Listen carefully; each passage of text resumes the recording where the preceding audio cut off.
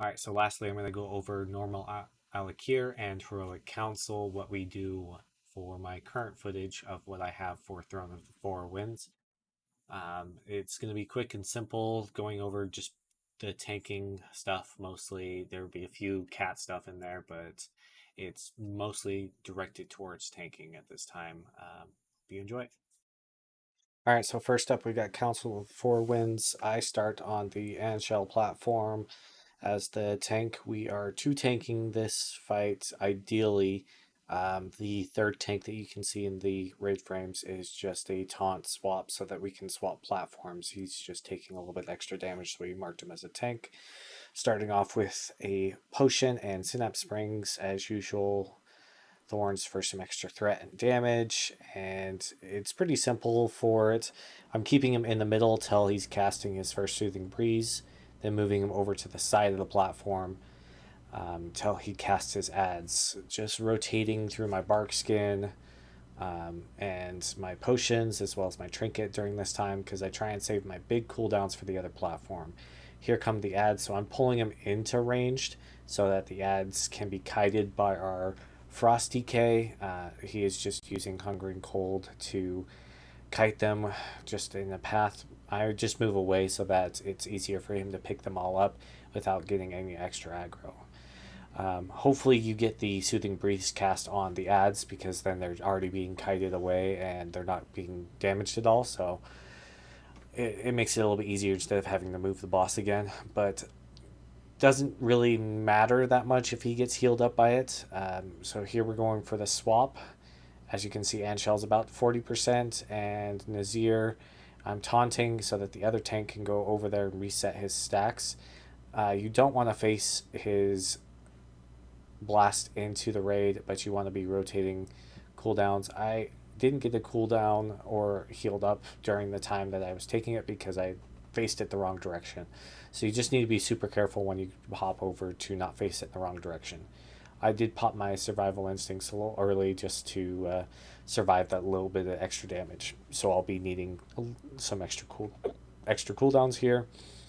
Um, Again, popping my synapse springs and bark skin pretty much on cooldown. Trinkets should be up, so I'm popping that to avoid or try to avoid some physical damage coming out from Nazir. Make sure you're facing the permafrost away still and avoiding the ice patches. You don't want to get stuck in an ice patch. You want to continually move through them or just get lucky and not have any on you.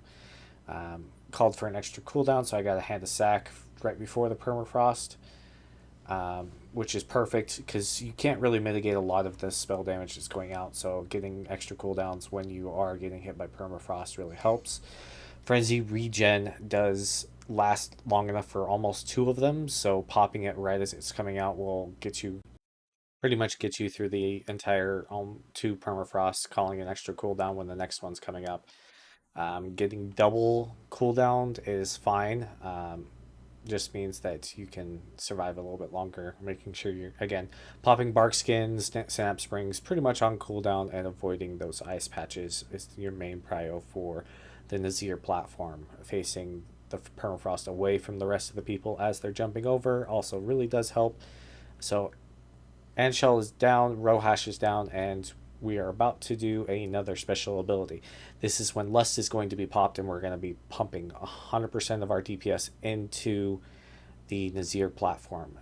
We did get a taunt swap there just so I wasn't taking extra damage from the frontal, and then I'm going straight.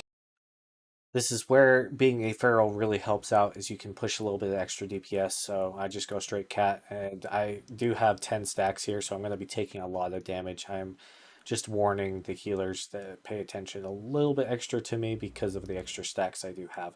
But our primary focus is to kill this boss as soon as possible. Now that it is dead, we will move on.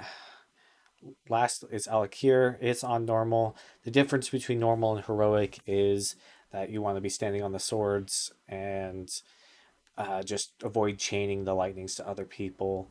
During phase 2, it changes up a little bit, but I'll go over it as it goes through. Starting out in cat form here, doing a little bit extra damage to the boss because only one tank is needed for phase 1. There's no tank swaps or anything like that. So just focus on the boss, avoid the tornadoes, avoid the ice patches on the ground, and just soak the lightning damage here. And we're in phase two now, so I'm building up a little bit of everything. Should be stacking up here, and the first static or stormling will be spawning. In phase two, the difference between heroic and normal is that the stormlings do way more damage to AoE. So you shouldn't do exactly what I'm doing here, taking it with the rest of the group. The reason I'm taking it with the rest of the group on normal is just because they die so fast. It doesn't really matter, and the boss is going to die either way. Again, you still want to avoid the tornadoes and just bring the stormlings away from the group. I did have a little bit of problem with my bombs going off. Don't know what was going on with that, but they just were not going off uh, on this platform at all.